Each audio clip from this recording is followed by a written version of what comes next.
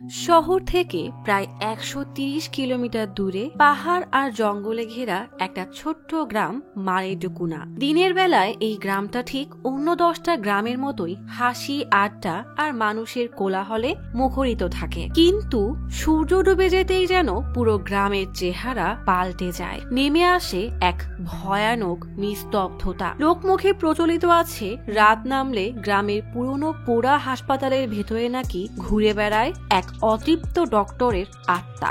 আসল টুইস্ট তো শুরু হয় তখন যখন ডিটেকটিভ বিক্রম তার হারিয়ে যাওয়া ভালোবাসা অনুকে খুঁজতে মারেডুকুনা গ্রামে আসে। আর তার আসার পর থেকেই গ্রামের পাশের অভিশপ্ত জঙ্গলের রাস্তায় একে একে ঘটে ৩টা খুন। কিন্তু এই খুনের তদন্ত যত এগোয় ততই বাড়তে থাকে অদ্ভুত সব ঘটনা। রাতে কারোর পায়ের শব্দ, পুরনো হাসপাতাল থেকে ভেসে আসে ফিসফিসানি, আর গাছের ছায়ায় দাঁড়িয়ে থাকে অচেনা এক মুখ। সব মিলিয়ে বিক্রম বুঝতে পারে এখানে এমন কোনো ভয়ঙ্কর ঘটনা ঘটছে যার উত্তর খোঁজা কঠিন। এটা কি শুধুই এক নিখোঁজের মামলা, নাকি এর পেছনে লুকিয়ে আছে বহু বছরের গোপন পাপের অভিশাপ? এমনই ভরপুর সাসপেন্স, অজানা এক আতঙ্ক, ভয়ানক নিস্তব্ধতায় ভরা মৃত্যুর ডাক আর গা হিম করা হরর থ্রিল নিয়ে আজ এক্সপ্লেইন করব আনভেশি, যার অর্থ সন্ধান। তবে এটা নিশ্চিত এই গল্পের শেষটা কেউ অনুমানই করতে পারবে না।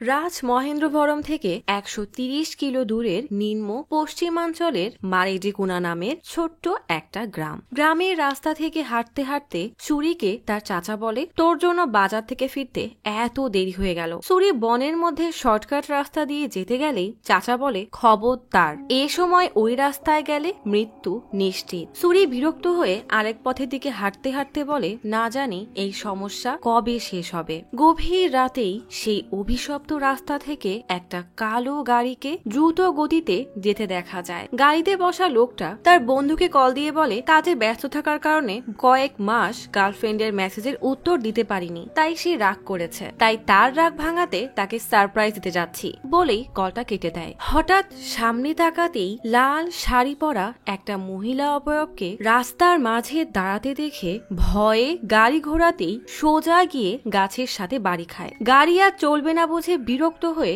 রাস্তায় নেমে স্মোক করতে থাকে। তবে তার কেন যেন মনে হয় তাকে খুব কাছ থেকেই কেউ ফলো করছে, অথচ তার আশেপাশে আগে পেছনে কাউকেই দেখা যায় না। বিষয়টাকে পাত্তা না দিয়ে গ্রামের দিকে হাঁটতে শুরু করে। তখনই আচমকা পেছনে কিছু শব্দ শুনে তাকাতেই এক অশরীরী তার বুকে জোরে এক বাড়ি দেয়। লোকটার আত্মচিৎকারে পুরো জঙ্গল কেঁপে ওঠে। এই গ্রাম থেকে কিছুটা দূরে রাজামুন্ডারি শহরে ডিটেকটিভ বিক্রমের বন্ধু হরিশ তার খোঁজে এক বাসায় এসে জানতে পারে বিক্রম তার বন্ধুর বোনকে খুঁজতে বন্ধুর বাসায় তদন্ত করতে এসেছে। বিক্রম বইয়ের তাকে খুঁজতে খুঁজতে দেখে একই রকমের 2টা বই রাখা। তার সন্দেহ হতেই আরেকটা বই খুলতেই লুকানো মোবাইল পেয়ে যায়। মোবাইলের উপরে হাতের ছাপ থেকে প্যাটার্ন দেখে সেভাবে প্যাটার্ন দিতেই ফোনের লক খুলে যায়। সাথে সাথেই সেই ফোন থেকে কল করা নম্বরের লোকেশন নিয়ে বাস স্ট্যান্ডে পৌঁছাতেই 3 জন 3 বাসে খুঁজতে যায়। বিক্রম মাদুরকোনাই গ্রামের বাসে উঠতেই মুখ ঢাকা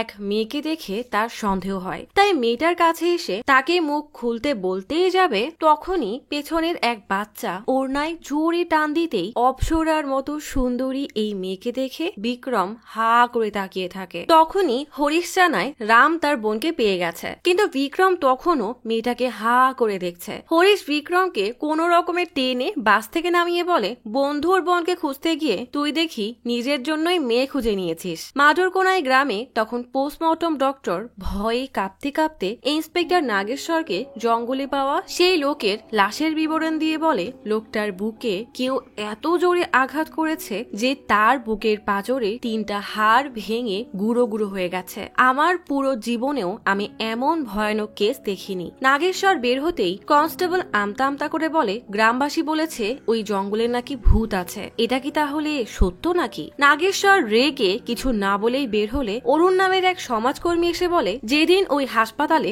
আগুন লেগেছিল যদি সেদিন ভালোভাবে তদন্ত করতেন তাহলে আজ এই দিন দেখতে হতো না। আপনি বরাবরের মতোই পাথর হয়েই বসে থাকেন। এবার আমি আমার মতো করে তদন্ত করব। নাগেশ্বর বেশ শান্তভাবেই বলে, তোমার যা খুশি তুমি করতে পারো। গ্রামের নতুন হাসপাতালের সামনে এক লোকের লাশ নিয়ে যাওয়া হচ্ছে। এই হাসপাতালের মালিক রেড্ডিকে তার ডান হাত নিতেশ বলে, এই লোক ওই হাসপাতালের সামনেই মারা গিয়েছিল। রেড্ডি আর সেখানে সময় নষ্ট না করে ভিতরে আসতেই এক গরিব মহিলা বলে, এখানে বিল দেওয়ার মতো এত টাকা আমাদের নেই, যদি একটু কমিয়ে দিতেন। রেড্ডি ভালো মানুষ সেজে নিতেশকে বলে, কাউন্টারে বলো এই মহিলার বিল অর্ধেক করতে। নিতেশ মহিলাকে নিয়ে চলে গেলেই অরুণ এসে রেগে বলে, ভালো মানুষের নাটক করে আর কতদিনই বা টিকবেন? সবাই তোমার আসল রূপ জেনে গেছে। রেড্ডি বলে, আমার পেছনে না লেগে নিজের কাজ করো, আর বেশি বাড়াবাড়ি করলে তোমার সাথে কি হতে পারে তা তো নিশ্চয়ই জানো। বলে নিতেশকে এসে বলে, এমনি এই হাসপাতাল বানাতে আর নির্বাচনে দাঁড়ানোর জন্য অনেক খরচ হয়ে গেছে। এই সময় যদি গরিবদেরকে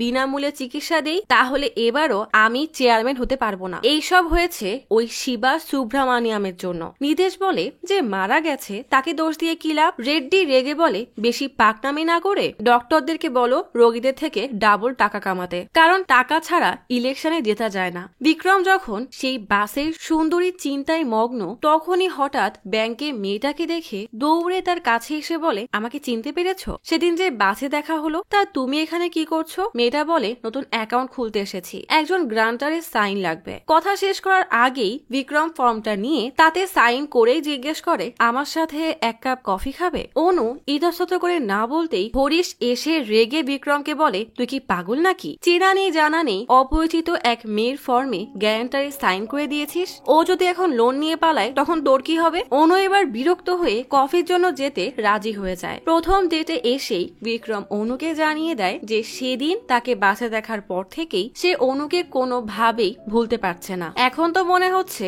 অনুকে ছাড়া বাঁচাও সম্ভব না। অনু বিরক্ত হয়ে জিজ্ঞেস করে, কি এমন জানো আমার সম্পর্কে যে একদম প্রপোজ করে দিলে? বিক্রম একজন ডিটেকটিভ বলে কথা, সে গড়গড় করে অনুর ফর্মে লেখা সব ডিটেইলস বলতে থাকে। যে অনুর বাবার নাম নাগেশ্বর, অনু গান শুনতে পছন্দ করে, তবে অনু তার চালাকি ঠিকই ধরে ফেলে, তাই যাওয়ার সময় বলে যায় কাল এখানে আবার দেখা হবে। শহরের নামকরা ডিটেকটিভ প্রকাশের কাছে তখন মাদুরকোনার সমাজকর্মী অরুণ এসে জানায়, কয়েক মাস আগে আমাদের গ্রামের হাসপাতালে শর্ট সার্কিটের কারণে আগুন লেগে পুড়ে যায়। এই ঘটনায় যে ডক্টরগুলো মারা গিয়েছিল গ্রামের মানুষ মনে করছে তারা এখন আত্মা হয়ে গেছে। কেউ কেউ তো বলে তারা ওই মহিলা ডক্টরকে দেখেছে। এই ভয়ের কারণে গ্রামের লোকেরা এখন বাসা থেকে বের হওয়াও বন্ধ করে দিয়েছে। এই জন্যই দিনে বাসায় ফিরতে আমাদেরকে 3 কিলোমিটার পথ পাড়ি দিতে হলেও রাতে 12 কিলোমিটার পথ পার করতে হয়। কয়েকদিন আগেই ওই পোড়া হাসপাতালের সামনে এক লোকের লাশ পাওয়া গিয়েছিল। সবাই ভাবছে তাকে ওই ভূতই মেরেছে। এখন তো পুরো গ্রামে আতঙ্ক ছড়িয়ে গেছে।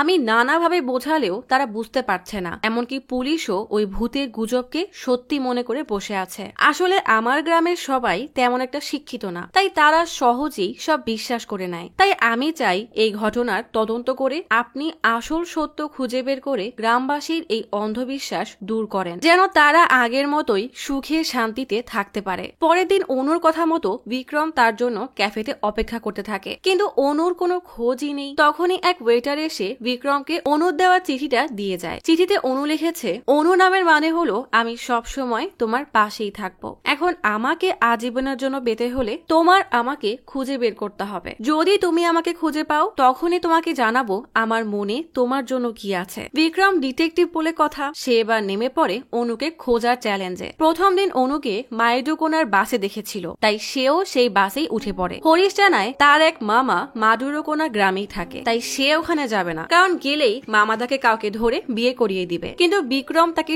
টেনে টুনে বাসে ওঠায়। গ্রামে পৌঁছাতে পৌঁছাতে বেশ রাত হয়ে যায়। দুইজন অন্ধকারের রাস্তা দিয়ে হেঁটে এগোতেই এক চায়ের দোকান দেখে মাইডুকোনা গ্রামের কথা জিজ্ঞেস করলে দোকানদার বলে সামনের রাস্তা থেকেই ওই গ্রামে যাওয়া যায়, কিন্তু এত রাতে ওখানে যাওয়াটা ঠিক না। দোকানে বসা এক বয়স্ক লোককে তাদেরকে দেখে এমন অদ্ভুত ভাবে তাকাতে দেখে হরিশের কেমন যেন লাগে। বিক্রমের কি আর এসব খেয়াল আছে? সে অনুকে দেখার খুশিতে রিল্যাক্সে হাঁটতে থাকে। হাঁটতে হাঁটতে বনের সেই অভিশপ্ত রাস্তায় আসতেই হরিশের মনে হয় কে যেন তাদের উপরে নজর রাখছে। ভয়ে সে বিক্রমকে বলে জায়গাটা সুবিধার মনে হচ্ছে না, চলো ফিরে যাই। বিক্রম তাকে পাত্তা না দিয়েই হাঁটতে থাকে। হরিশ হাঁটতে হাঁটতে আবারও পেছন থেকে কিসের যেন শব্দ শুনে ভয়ে আর নড়তে পারে না। বিক্রম সামনে একটা পুরনো বিল্ডিং দেখে হতবাক হয়ে সেদিকেই দেখতে থাকে। সম্ভবত এটাই সেই পোড়া হাসপাতাল। তখনই পেছন থেকে একজন এসে হরিশের কাঁধে হাত দিতেই সে ভয়ে চিৎকার করে ওঠে। আসলে হরিশের কনস্টেবল মামা এসেছে। মামা রেগে বলে, ওই দোকানদার তোদের কথা সময় মতো না বললে এতক্ষণে তো তোদের লাশ পাওয়া যেত। দুইজন আর কথা না বাড়িয়ে জিপে বসে। সকাল হতেই বিক্রম হরিশকে নিয়ে অনুকে খুঁজতে বের হয়। আশেপাশে কোথাও অনুর দেখা না পেয়ে একটা লোককে জিজ্ঞেস করে, এই গ্রামে কি অনু নামের কেউ থাকে? লোকটা অবাক হয়ে জিজ্ঞেস করে, যার বড় বড় চোখ আর লম্বা লম্বা চুল আছে, তোমরা কি তার কথা বলছো? সে তো কয়েক মাস আগেই মারা গেছে। বলেই লোকটা চলে গেলে দুইজনই হতবাক হয়ে যায়। একটু সামনে এগোতেই তারা গাছের ছায়ায় কয়েকজনকে বসে থাকতে দেখে। হরিশ একজনকে জিজ্ঞেস করে, এই গ্রামে অনু নামের কোনো মেয়ে থাকে? সেও জানায় অনু অনেকদিন আগেই মারা গেছে। আরেকটু সামনে এগোতেই আর এক লোককে অনুর বিষয়ে জিজ্ঞেস করলে সেও একই উত্তর দেয়। সামনের এক দোকানের বাইরের মহিলাকে অনুর ব্যাপারে জিজ্ঞেস করলে সেও একই কথা বলে। এসব শুনে হরিশ বিক্রমকে বলে, সবাই অনুর ব্যাপারে এমন বলছে কেন? মনে হচ্ছে কিছু একটা গন্ডগোল আছে। ঠিক তখনই মামা এসে বলে, সামনেই আমাদের এসআই এর, চলো তোমাদের সাথে দেখা করিয়ে নিয়ে আসি। হরিশ আর বিক্রম মামার সাথে এসআই মানে নাগেশ্বরের বাসায় আসে। মামা নাগেশ্বরকে বলে, হরিশ আমার ভাগ্নে, গতকাল রাতেই এসেছে। বিক্রম একটা ছোট মেয়ের ছবি দেখে বলে, বাচ্চা মেয়েটাকে আমি যেন কোথায় একটা দেখেছি। হরিশ তাড়াতাড়ি তাকে থামিয়ে নাগেশ্বরকে বলে, ওর নাম বিক্রম, আমার বন্ধু, তার ইচ্ছা বড় ডিটেকটিভ হবে। ঠিক তখনই নাগেশ্বর তার মেয়ে অনুকে কফি আনতে বললে অনু কফি নিয়ে আসে। এখানে এভাবে অনুকে দেখে বিক্রম হতবাক হয়ে তাকিয়ে থাকে। বাবা ভেতরে গেছে দেখে অনু কফির কাপ নিতে আসার ভান করে বিক্রমকে বলে, তুমি এখানে কেন এসেছো? বিক্রম লাজুক হাসি দিয়ে বলে, তোমার জন্য। অনু লজ্জায় দৌড়ে ভেতরে চলে যায়। নাগেশ্বরের বাড়ি থেকে বেরিয়ে বিক্রম মামাকে জিজ্ঞেস করে, ওই অনুটা আবার কে, যে নাকি হাসপাতালে ছিল, এখন নাকি আত্মা হয়ে গেছে? মামা বলে, গত রাতে তোমরা যে পরিত্যক্ত বিল্ডিংটা দেখছিলে, অনুর আত্মা সেখানেই থাকে। তখনই প্রকাশকে দেখে বিক্রম দ্রুত তার কাছে গিয়ে বলে, আমি আপনার সব আর্টিকেল পড়েছি, আসলে আমিও আপনার মতো ডিটেকটিভ হতে চাই। কিছুক্ষণ পর নাগেশ্বর বাইরে আসতেই অরুণ প্রকাশের সাথে নাগেশ্বরকে পরিচয় করিয়ে বলে, প্রকাশ পুরনো হাসপাতালের কেসের ব্যাপারে তদন্ত করতে এসেছে। কথা বলতে বলতে সবাই থানার উদ্দেশ্যে বেরিয়ে পড়ে। এদিকে বাড়ি ফাঁকা হতেই বিক্রম বাসার ভিতরে ঢুকে পড়ে। অরুণ বিক্রমকে দেখে রেগে বলে, আমার বাবা এখানের এসআই, তোমাকে কিন্তু হ্যারাসমেন্টের কেসে একদম জেলে পুড়িয়ে দিব। বিক্রম অনুর লেখা চিঠি দেখিয়ে বলে, তাহলে এই চিঠিটা দেখালে তোমার বাবা কাকে অ্যারেস্ট করবে? তখনই বাইরে থেকে হরিশ চিৎকার করে ডাকলে বিক্রম অনুকে আই লাভ ইউ বলেই দে দৌড়। থানায় আসতেই নাগেশ্বর অরুণকে বলে, তুমি আসলেই অনেক জেদি, যা বলো সেটাই করে দেখাও। প্রকাশ পুরনো হাসপাতালের ফাইল দেখে জিজ্ঞেস করে, এখানে ভারত মানে যে ছেলেটা কয়েকদিন আগে মারা গেছে তার ছাড়া আর কারো বিষয়ে কিছু লেখা নেই কেন? নাগেশ্বর বলে, কারণ আমরা এছাড়া আর কিছুই জানি না, এমনকি এখানে অনুর পোস্টমর্টম রিপোর্টও নেই, কারণ তার লাশ পুরোপুরি জ্বলে গিয়েছিল, তাই পোস্টমর্টম করানো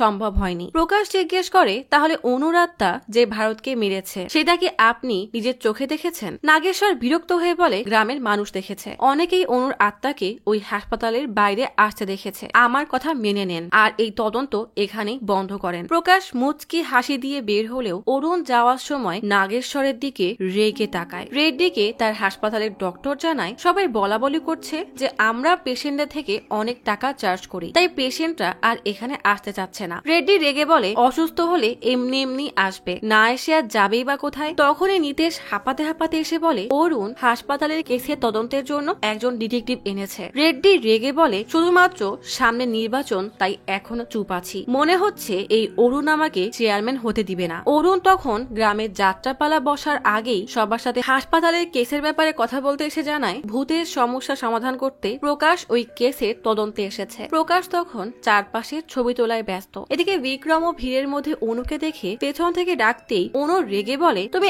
এখনো যাওনি? বিক্রম বলে, তুমি তো বলেছিলে তোমাকে খুঁজতে পারলে তুমি তোমার মনের কথা বলবে। প্রকাশ ছবি তুলতে তুলতে বিক্রম আর অনুর কাহিনী দেখে হাসতে থাকে। বিক্রম তাড়াহুড়ায় অনুর পিছু করতে গেলেই যাত্রাপালার গুরুজির সাথে তার জোরে ধাক্কা লাগে। সে তখন একটা বাচ্চা মেয়ের কপালে টি পাকাচ্ছিল। লোকটা রেগে তাকাতেই বিক্রম তার কাছে মাফ চেয়ে হরিশ আর অনুর কাছে চলে যায়।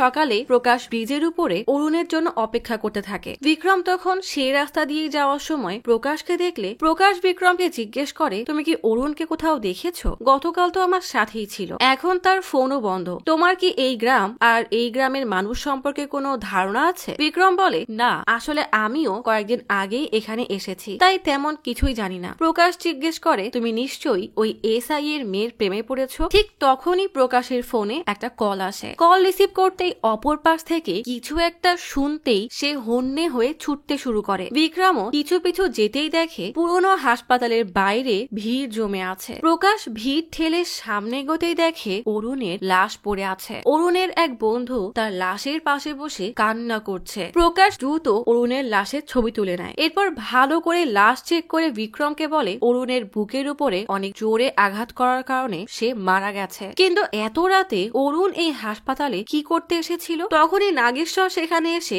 অরুণের লাশ দেখে বলে, আমি আগেই একে সাবধান করেছিলাম, কিন্তু সে আমার কথা শোনেনি। প্রকাশকে বলে, আপনিও এই বিষয়টা যত তাড়াতাড়ি বুঝতে পারবেন ততই আপনার জন্য ভালো হবে। প্রকাশ বলে, যেই কাজ আমি একবার শুরু করেছি সেই কাজ কখনোই মাঝপথে ছেড়ে দিব না। লাশ হাসপাতালে নিয়ে যাওয়া হয়। নিতেশ ভিড়ের মধ্যে দাঁড়িয়ে সবার উপরে নজর রাখে। তাহলে কি এই নিতেশই আত্মার বেশ ধরে অরুণকে খুন করেছে, নাকি এখানে সত্যিই কোনো আত্মা আছে? রাতে বিক্রম মামাকে জিজ্ঞেস করে, সত্যি কি অনুর আত্মা অরুণকে মেরে ফেলেছে? ঠিক তখনই কে যেন জানালার কাছে ইট মেরে কাজটা ভেঙে ফেলে। হরিশ ভয়ে ভয়ে জানালার দিকে তাকাতেই জানালাটা একা একাই খুলে যায়। বজ্রপাতের আলো চমকে উঠতেই দেখা যায় অন্ধকারের মাঝে লাল শাড়ি পরা এক নারী অবয়ব দাঁড়িয়ে আছে। ভয়ানক এই দৃশ্য দেখে হরিশ চিৎকার করে বিক্রমকে বলে, এখানে কোনো একটা গন্ডগোল তো অবশ্যই আছে, চলো আমরা চলে যাই। বিদ্যুৎ চমকানোর সময়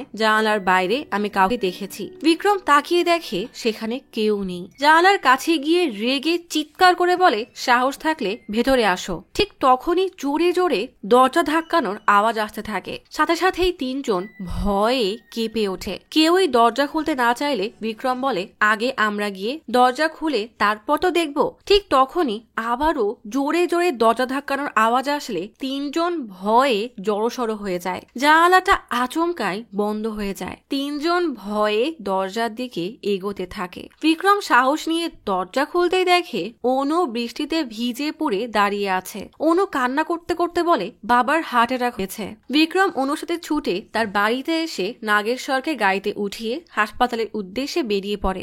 গাড়ি সেই পুরা হাসপাতালের রোডের মুখে আসতেই বিক্রম জোরে গাড়ি ব্রেক করে। হরিশ ভয়ে ভয়ে বলে, এত কি ভাবছো, গাড়ি ঘোরাও। অনু কান্না করতে করতে বলে, এই রাস্তা দিয়ে যেও না। হরিশ ভয়ে আবল তাবল বলতে থাকলে বিক্রম এক ধমক দিয়ে তাকে চুপ করিয়ে সেই রাস্তা দিয়েই গাড়ি চালাতে থাকে। কোনো বিপদ ছাড়াই তারা নাগেশ্বরকে সময় মতো হাসপাতালে নিয়ে আসে। কিছুক্ষণ পর ডক্টর জানায়, চিন্তার কোনো কারণ নেই, ভাগ্য ভালো যে আপনারা তাকে দ্রুত হাসপাতালে নিয়ে এসেছেন, দেরি হয়ে গেলে অনেক খারাপ কিছু হয়ে যেত। সে এখন বিশ্রাম নিচ্ছে, তাই কাল সকালে দেখা করতে পারবেন বলেই সে চলে যায়। অনু বিক্রমকে অনেকগুলো ধন্যবাদ দেয়। এরপর বাকিটা দিন তারা একসাথেই কাটায়। প্রকাশকে হাসপাতালে দেখে বিক্রম জিজ্ঞেস করে, আপনার কেসের তদন্ত কতদূর এগুলো? প্রকাশ বলে, এই তো প্রায় শেষের দিকে, তবে অরুণের মৃত্যুটা বেশ বড় একটা রহস্য। তখনই রেড্ডি সেখান থেকে যাচ্ছিল। প্রকাশকে দেখেই সে রেগে তার দিকে তাকায়। প্রকাশ এদিকে তাকিয়ে বলে, অনেক প্রশ্নের উত্তর জানতে হবে।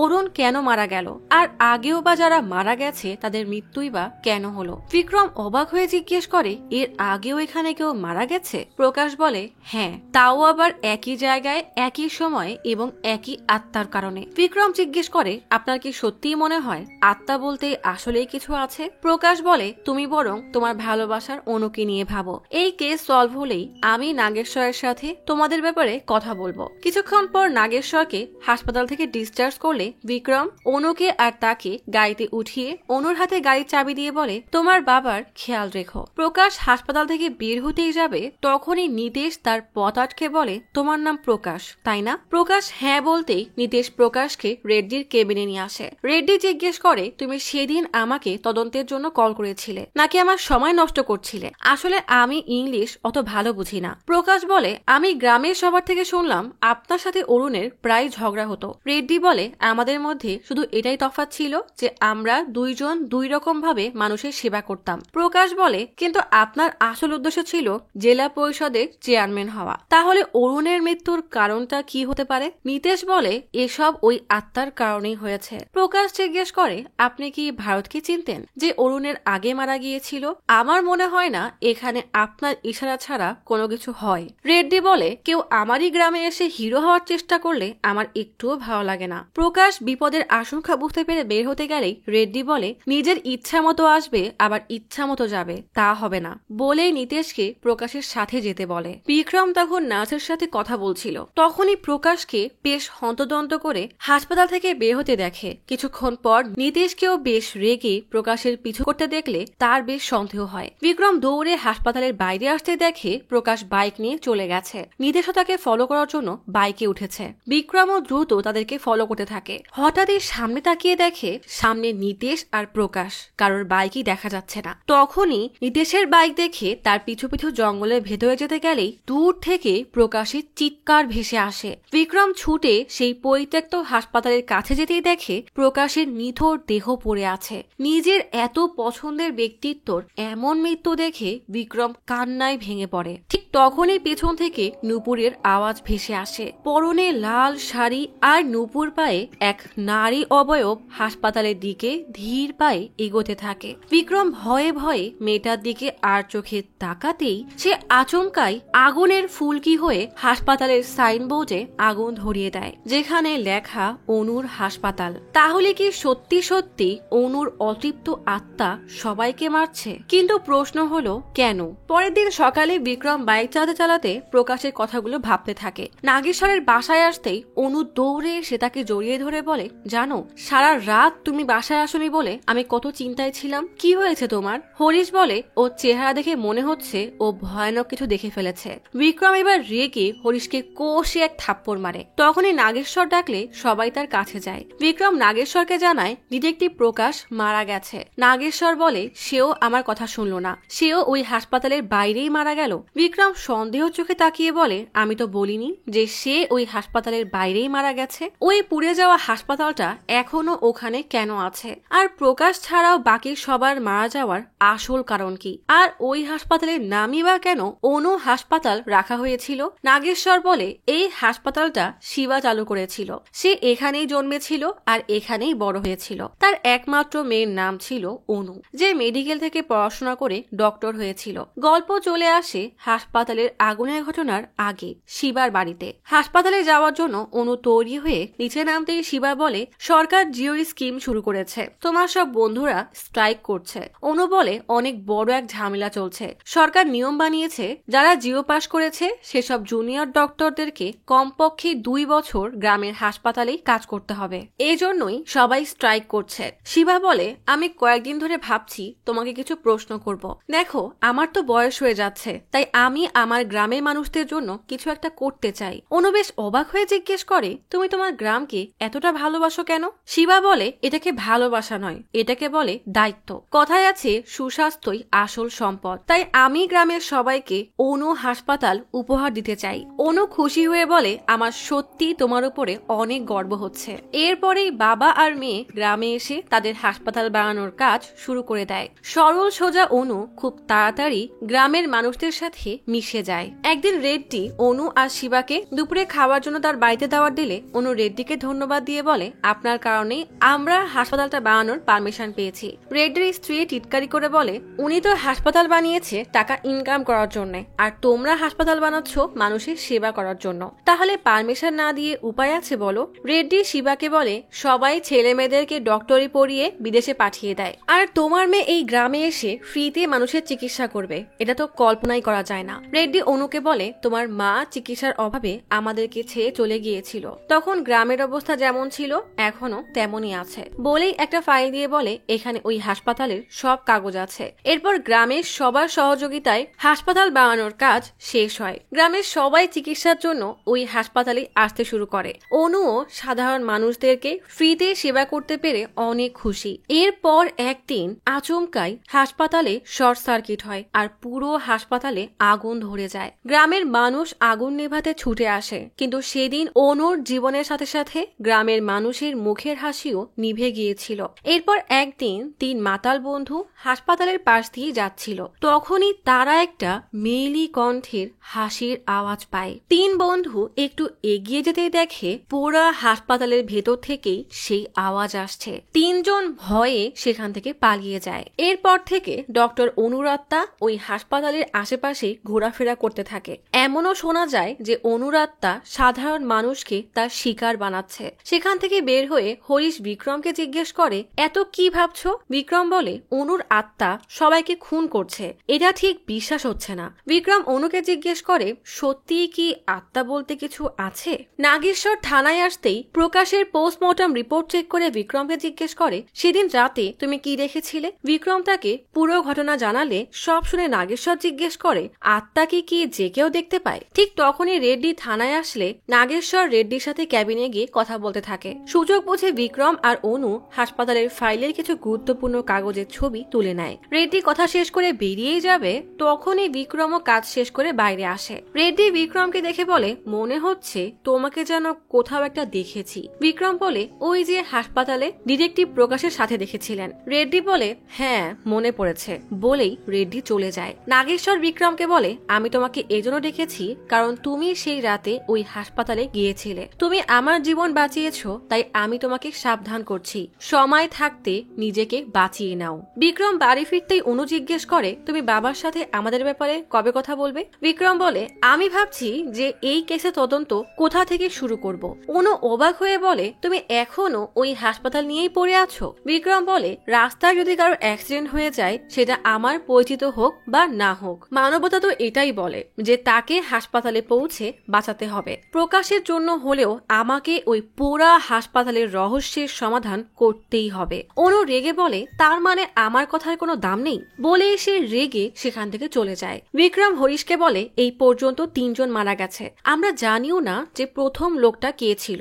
দ্বিতীয় জন হলো সোশ্যাল ওয়ার্কার অরুণ, আর তৃতীয় ব্যক্তি ছিলেন ডিটেকটিভ প্রকাশ। এই 3 জনের মধ্যে সেই সোশ্যাল ওয়ার্কার তরুণ অনাথ ছিল। অনু আবারও ফিরে এসে বলে, অরুণের একমাত্র বন্ধু ছিল সাগর।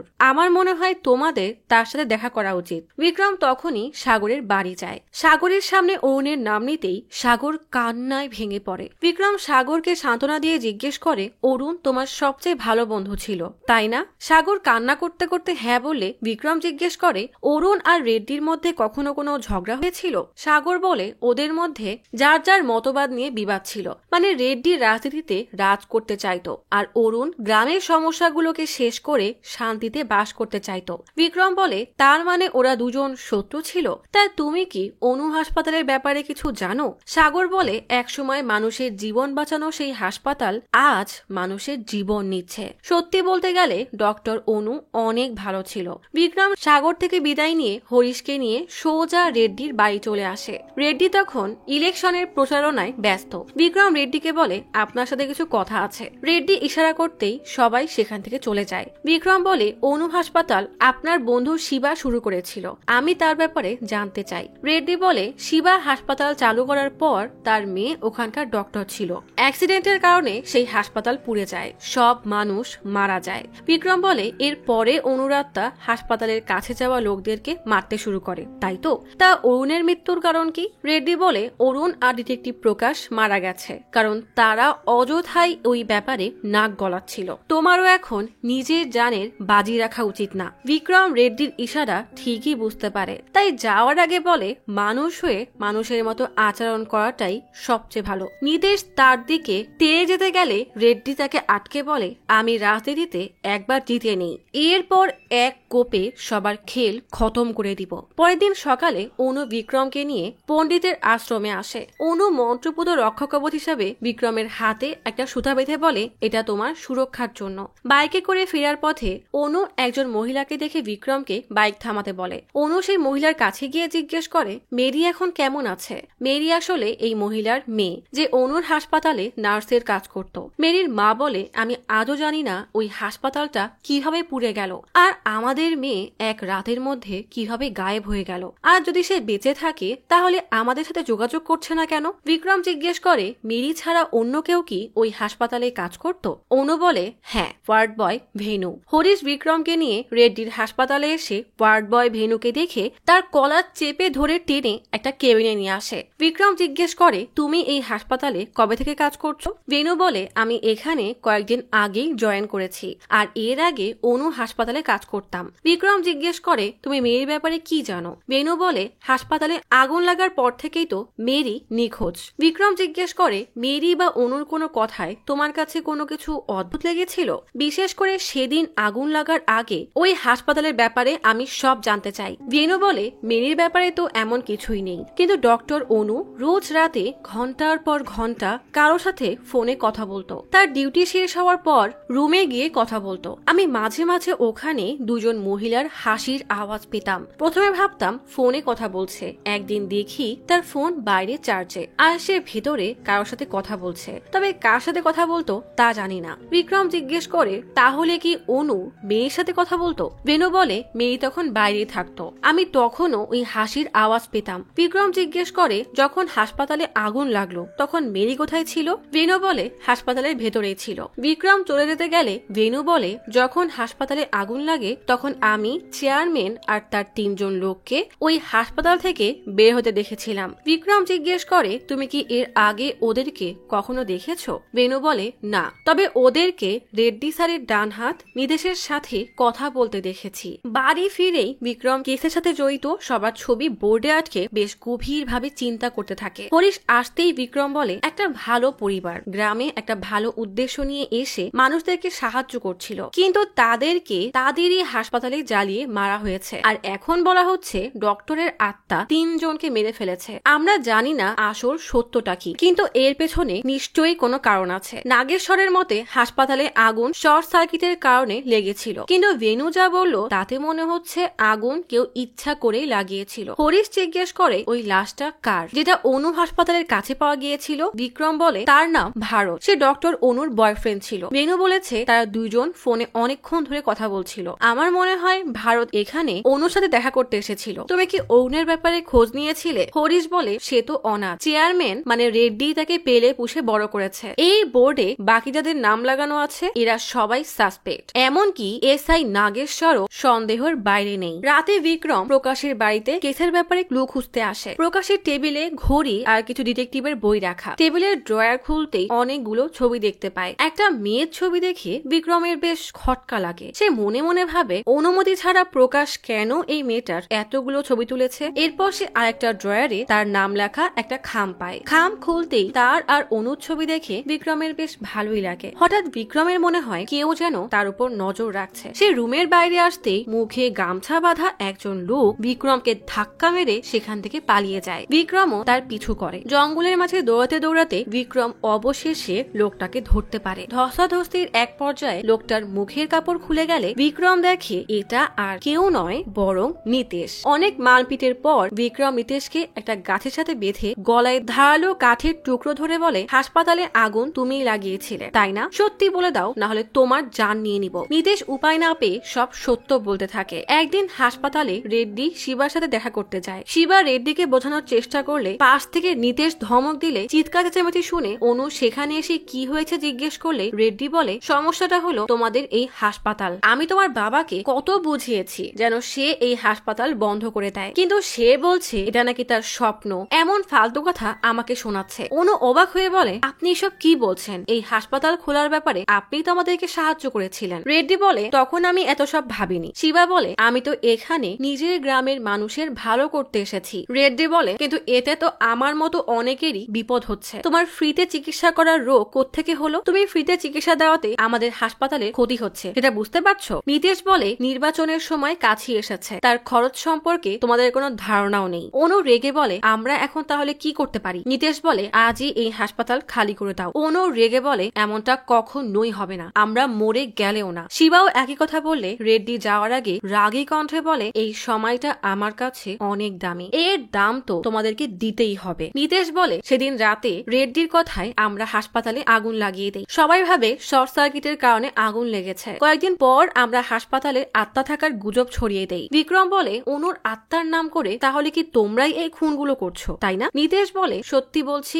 এই খুনগুলো আমরা করিনি, আমরা শুধু হাসপাতালে আগুন লাগিয়েছিলাম। বিক্রম দ্রুত নাগেশ্বরকে কল করে সেখানে আসতে বলে। নাগেশ্বর সেখানে আসতেই বিক্রম বলে এই নিতেশ আর রেড্ডি মিলে সবাইকে খুন করেছে, এমনকি অনুর বয়ফ্রেন্ড ভারতকেও এরাই মেরে ফেলেছে। অরুণ ওদের পথের কাটা হয়ে যাওয়ায় ওরা তাকেও মেরে ফেলেছে। ডিটেকটিভ প্রকাশ এদের সব সত্যি জেনে গিয়েছিল, তাই তাকেও রাস্তা থেকে সরিয়ে দেয়। রেড্ডির মৃত সবার সাথে ঝামেলা ছিল, সে আসলে সবাইকে মেরে তার সমস্যা সমাধান করেছে। নাগেশ্বর এর কোনো উত্তর না দিয়ে বিক্রমকে নিয়ে সোজা বাড়ি চলে আসে। অনু বাবা আর বিক্রমকে একসাথে দেখে বেশ ঘাবড়ে যায়। ঘরে যাওয়ার আগে নাগেশ্বর বিক্রমকে বলে কালই তুমি তোমার শহরে ফিরে যাবে আর কখনো এখানে আসবে না। বিক্রম কোনো উত্তর না দিয়ে ব্যাগ গোছাতে শুরু করলে অনু তার হাত চেপে ধরে। বিক্রম জিজ্ঞেস করে তুমি কি চাও, আমি এখান থেকে চলে যাই? অনু বলে না। বিক্রমকে জড়িয়ে বলে যাওয়ার আগে এই কেস সলভ করে যাও। বিক্রম হরিশকে বলে আমি নিতেশকে হাতে নাতে ধরেছি, নিতেশের মতে ওই রেড্ডির কথায় সে হাসপাতালে আগুন লাগিয়েছিল। হরিশ বলে প্রকাশ যেই কেসটা শুরু করেছিল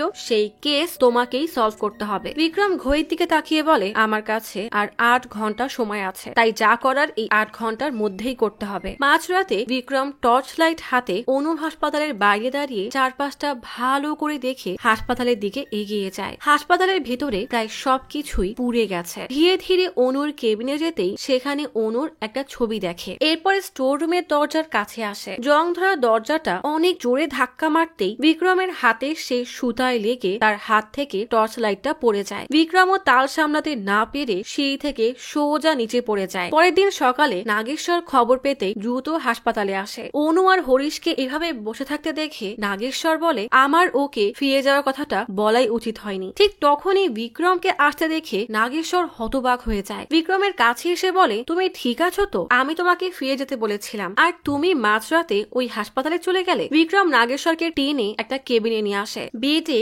ডক্টর অনুকে দেখে নাগেশ্বর হতবাক হয়ে তাকিয়ে থাকে। তার মানে অনু মারা যায়নি। আসলে গত রাতে বিক্রম যখন সিঁড়ি বেয়ে নিচে পড়ে যায় তখন সে একটা দরজার সাথে ধাক্কা খায়। দরজা খুলে ভেতরে ঢুকতেই সেখানে একটা সাজানো গোছানো ঘর দেখতে পায়। মনে হচ্ছে বহুদিন ধরে এখানে কেউ থাকে। বিক্রম চারপাশটা ভালো করে খুঁজে দেখতেই একটা কেবিনের মধ্যে কাউকে বসে থাকতে দেখে। দরজা খুলে ভেতরে ঢুকতেই দেখে সে আর কেউ নয় বরং ডক্টর অনু। কেবিন থেকে বেরিয়ে নাগেশ্বর হতবাক হয়ে বিক্রমকে বলে ডক্টর অনু যদি এখানে থাকে তাহলে হাসপাতালে যার লাশ পাওয়া গিয়েছিল সে কে? বিক্রম বলে ওটা আসলে নার্স মেরির লাশ, এই জন্যই তাকে ওই দিনের পর আর পাওয়া যায়নি। রেড্ডির হাসপাতাল লসে চলছিল, তাই সে অনু হাসপাতালকে পুরোপুরি জ্বালিয়ে দিতে চেয়েছিল। এই আগুনে অনুর বাবা আর মেরি তাদের প্রাণ হারায়। চেয়ারম্যান না হওয়া পর্যন্ত রেড্ডি এই ব্যাপারটা বাইরে প্রকাশ হতে দেয়নি, এই জন্যই সে অনুর আত্মা নিয়ে মিথ্যা কাহিনী বানায়। এরপর অরুণ আর প্রকাশকেও খুন করে ফেলে। এসআই বলে ওই রেড্ডির তো এখন জেলে যাওয়া উচিত। বলে বিক্রম আর নাগেশ্বর রেড্ডিকে অ্যারেস্ট করতেই যাবে তখনই হাসপাতালের একটা অ্যাম্বুলেন্স আসে। অ্যাম্বুলেন্স থেকে রেড্ডির লাশ বের করা হচ্ছে দেখে দুজনেই হতবাক হয়ে তাকিয়ে থাকে। রেড্ডিও যদি মারা যেয়ে থাকে তাহলে এই গ্রামের আসল খুনিকে। আসলে এখানে কি হচ্ছে? বাড়ি ফিরে বিক্রম ভাবে আমার মনে হয়েছিল এই সব মৃত্যুর পেছনে রেড্ডির হাত আছে, কিন্তু সেও যদি মারা যায় তাহলে এই সব হত্যার পেছনে আসলে কে আছে? মেরি তো এই দুনিয়ায় নেই, অনুর মানসিক অবস্থাও ঠিক নেই, তাহলে অরুণ, ভারত আর প্রকাশকে কে খুন করলো? বিক্রম প্রকাশের তোলা তার আর অনুর ছবির পেছনে একটা লেখা পড়তে থাকে। প্রকাশ লিখেছে স্পেশাল কিছু করো, অল দ্য বেস্ট। বিক্রম ভাবতে থাকে প্রকাশ কি এই লেখার মাধ্যমে তাকে কোনো ক্লু দিয়েছে? বিক্রম একে একে কেসের সবগুলো ঘটনা খুঁটিয়ে দেখে ভাবতে থাকে এসবের পেছনে নিশ্চয়ই কোনো মেয়ে আছে যার হাসির আওয়াজ ভেনু শুনেছিল। সেদিন প্রকাশের ড্রয়ারে একটা মেয়ের ছবি পেয়েছিল, সেই সাথে একটা বাচ্চা ছেলের ছবিও ছিল। অনেক ভাবনা চিন্তার পর বিক্রমের সেই যাত্রাপালার দিনের কথা মনে পড়ে যায় যখন তার সাথে ওই যাত্রাপালার গুরুজির ধাক্কা লেগেছিল। বিক্রম বুঝে যায় এটা এমন কোন পুরুষ যে মেয়েদের মতো কথা বলে আর মেয়েদের মতো জামা কাপড় পরে। বিক্রম সেই গুরুজির সাথে দেখা করতে আসলে গুরুজিকে সেই বাচ্চা ছেলেটার ছবি দেয়, সেই সাথে আরেকটা ছবি দেয় যেখানে ছেলেটা মেয়েদের মতো কস্টিউম পরে আছে। ছবিগুলো দেখতেই লোকটা চোখে পানি চলে আসে। সে কান্না করতে করতে বলে, আমার ওই দিনগুলোর কথা এখনো মনে আছে। যে মেয়েটা রাধার চরিত্র করত সে একদিন অসুস্থ হয়ে আসতে পারেনি। আমরা সবাই চিন্তায় পড়ে গিয়েছিলাম। ঠিক তখনই আমাদের সত্যমূর্তি তার ছেলেকে নিয়ে এখানে আসে। সত্যমূর্তি তার ছেলেকে নিয়ে ব্যাক স্টেজে যেতে যেতে বলে, তোমার বাবা গান গাইবে আর তোমাকে কিন্তু তালি দিতে হবে। এরপর সে গুরুজিকে বলে, প্রস্তুতি তো ভালোই হয়েছে, কিন্তু আপনাকে দেখে খুব চিন্তায় মনে হচ্ছে। গুরুজি বলে, আমি এখন কি করব? যে মেয়েটা রাধার স্বাস্থ্য তার জ্বর হয়েছে তাই সে আসতে পারেনি, একটু পরেই তো যাত্রাপালা শুরু হবে, এখন তুমিই বলো আমি কি করব? সত্যমূর্তি তার ছেলেকে জিজ্ঞেস করে, কি রে নাটক করবি? ছেলে অনেক খুশি হয়ে মাথা নাড়িয়ে হ্যাঁ বলতেই সত্যমূর্তি গুরুজিকে বলে, ওকেই বরং আমাদের রাধা বানিয়ে দেই। এরপর সত্যমূর্তি নিজ হাতে ছেলেকে সাজিয়ে দেয়। ছেলেটা স্টেজে উঠতেই সবাই তার এত সুন্দর অভিনয় দেখে হাততালি দিতে থাকে। গুরুজি বিক্রমকে বলে, যখন কেউ ওকে বলতো যে ওকে মেয়েদের মতো লাগে তখন সে অনেক রেগে যেত, সারা দিন মন খারাপ করে বসে থাকতো। এরপর ধীরে ধীরে সে সবার সাথে কথা বলা বন্ধ করে দেয় আর নিজেকে ঘর বন্দি করে ফেলে। বিক্রম জিজ্ঞেস করে, কখনো কি সে রেগে কারোর সাথে অদ্ভুত আচরণ করেছে? গুরুজি বলে, না, তবে কেউ ওর মজা নিলে সে অনেক রেগে যেত, কিন্তু তার মনটা অনেক পরিষ্কার। আমাদের যাত্রা দল এখনো এই রাধার কারণে বেঁচে আছে। ছেলেটার নাম সাগর। সাগরের নাম শুনতেই বিক্রম দ্রুত অনুর হাসপাতালে এসে ভালো করে সব খুঁজতেই যাত্রাপালার অনেক জিনিস আর কস্টিউম পায়। এরপর সে খুঁজতে খুঁজতে জঙ্গলের মাঝে একটা ভ্যান দেখতে পায়। ভ্যানের ভেতরে থাকা সাগর আগে থেকেই বিক্রমের আসার আভাস পেয়ে গেছে। বিক্রম গাড়ির দরজা খুলে ভেতরে ঢুকতেই যাবে, তখনই সাগর এক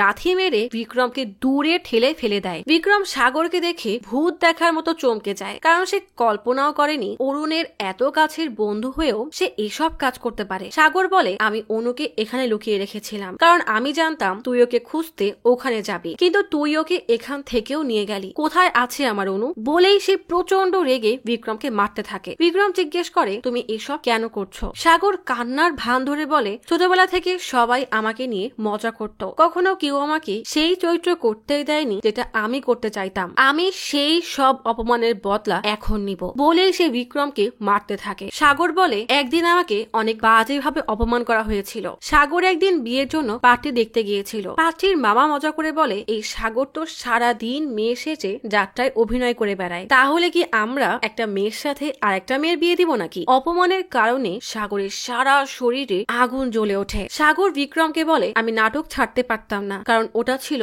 আমার জীবন, আর আমি এই মানুষদের মাঝেও থাকতে পারবো না, তাই আমি নিজেকে শেষ করার সিদ্ধান্ত নেই। ঠিক তখনই অনু এই গ্রামে আসে। একদিন সাগরের খুব কাশি হওয়ায় সে অনু হাসপাতালে যায়। অনুকে প্রথম দেখাতেই তার অনেক ভালো লেগে যায়। মেরি সাগরকে দেখে অনুর সাথে পরিচয় করিয়ে দিয়ে বলে, সাগর আমাদের যাত্রাপালায় মেয়ের চরিত্রে বেশ ভালোই অভিনয় করে। অনু খুশি হয়ে বলে, সত্যি নাকি? তাহলে আমাকেও একটু অভিনয় করে দেখাও। সাগর অভিনয় করে দেখালে এত সুন্দর অভিনয় দেখে অনু মুগ্ধ হয়ে তাকিয়ে থাকে। এরপর সাগরের হাতে ওষুধ দিয়ে বলে, এই ওষুধটা টানা 3 দিন খাবে, সময় পেলেই এখানে চলে এসো। এরপর থেকে সাগর আর অনু অনেক ভালো বন্ধু হয়ে যায়। অনু সাগরকে অন্যদের মতো টিটকারি করে নয়, বরং সাগরকে সাগরের মতো করেই বুঝতো, সাগরের ট্যালেন্টকে সম্মান করত। অনু সাগরকে খুব ভালো বন্ধু ভাবতো। অনুর সাথে কাটানো প্রতিটা মুহূর্ত সাগরের জীবনে ছিল জাদুর মতো। ধীরে ধীরে সাগর অনুকে ভালোবাসতে শুরু করে। অনুর হাসি সব সময় তার কানে বাজতো। এক রাতে সাগর অনুকে তার মনের কথা বলতে চায়। অনুকে মন মরা দেখে সাগর জিজ্ঞেস করে, তোমার মন খারাপ কেন?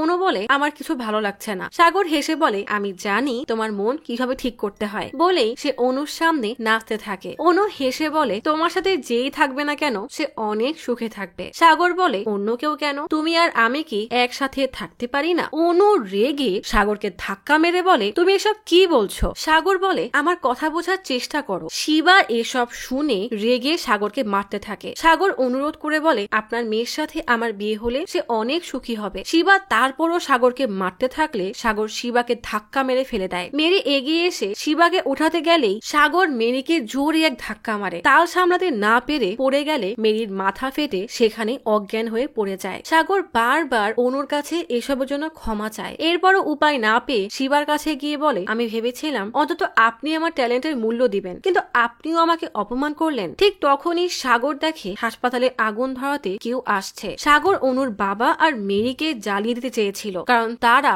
সাগরকে অপমান করেছে। সে হাতের কাছে থাকা বিষাক্ত তরল পদার্থের শিশি থেকে সবটুকু তরল মেরি আর শিবার শরীরে ঢেলে দেয়। এরপর একটা ভারী জিনিস সার্কিট বক্সে ছুঁড়ে মারতে আসতেই মুহূর্তের মধ্যেই সেখানে আগুন ধরে যায়। অনু তার চোখের সামনে প্রাণপ্রিয় বাবাকে এভাবে জ্বলতে দেখে অজ্ঞান হয়ে যায়। সাগর সুযোগ বুঝে অনুকে নিয়ে হাসপাতাল থেকে বের হতে চায়, কিন্তু ততক্ষণে গ্রামের মানুষ আগুন নেভানোর জন্য হাসপাতালের চারপাশ ঘিরে ফেলেছে। উপায় না পেয়ে সাগর অনুকে নিয়ে হাসপাতালের ভেতরে সেই বেসমেন্টে লুকিয়ে পড়ে। মেরির লাশ দেখে গ্রামের সবাই ভাবে অনু আর তার বাবা আগুনে পুড়ে মারা গেছে। সাগর অনুকে পরম যত্নে লুকিয়ে রেখে অপেক্ষা করতে থাকে কবে তার অনু তার ভালোবাসাকে গ্রহণ করবে। সাগর রেগে বিক্রমকে বলে, আমার অনুকে আমার থেকে কেড়ে নেওয়ার সাহস তোকে কে দিয়েছে? বলেই সে বিক্রমকে মারতে থাকে। এবার বিক্রমও তাকে উল্টো মেরে বলে, তুই ভারত, প্রকাশ আর অরুণকে কেন মেরেছিস? সাগর বলে, ভারতকে মেরেছি কারণ সে আমার অনুর কাছে আসার চেষ্টা করছিল,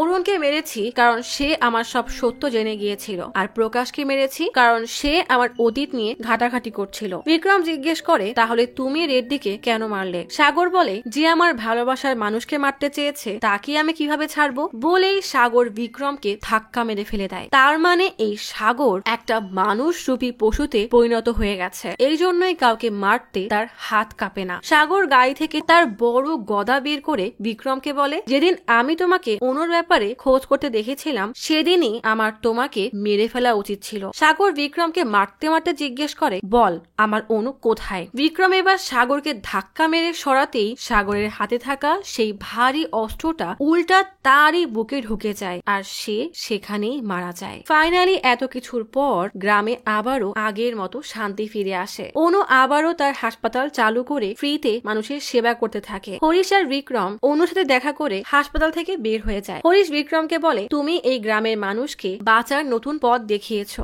এমনকি তোমার অনুকেও বিয়ের জন্য নাগেশ্বরকে রাজি করে ফেলেছ। এখন চলো শহরে ফিরে যাই। বিক্রম আর হরিশ ফিরে যাওয়ার জন্য বাসে উঠতেই হঠাৎ বাসে থাকা একজন বলে, অমাবস্যার দিন সুব্রমণিয়াম মন্দিরে শিব দেবতা আসে, যেই তার দিকে তাকায় সে নাকি অন্ধ হয়ে যায়। বিক্রমের মধ্যে ডিটেকটিভ আবারও জেগে ওঠে, আর সে শহরের টিকিট না কেটে সুব্রমণিয়াম গ্রামের 2টা টিকিট কাটতে বলে। হরিশ বেচারা চিৎকার করে বলে, এবার তোমার গোয়েন্দাগিরি বন্ধ করো প্লিজ।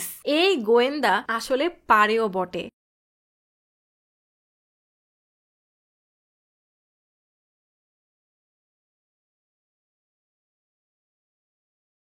আজ তাহলে এখানেই চলে যাচ্ছি। শীঘ্রই ফিরবো নতুন অথবা পুরাতন ইউনিক কোনো মুভির গল্প নিয়ে। ফিরে আসা পর্যন্ত লাইক, কমেন্ট এবং সাবস্ক্রাইব করে অচিরার গপ্পসপের সাথেই থাকুন। পাশে থাকা বেল আইকনটি ক্লিক করে রাখুন। দেখা হবে পরের ভিডিওতে।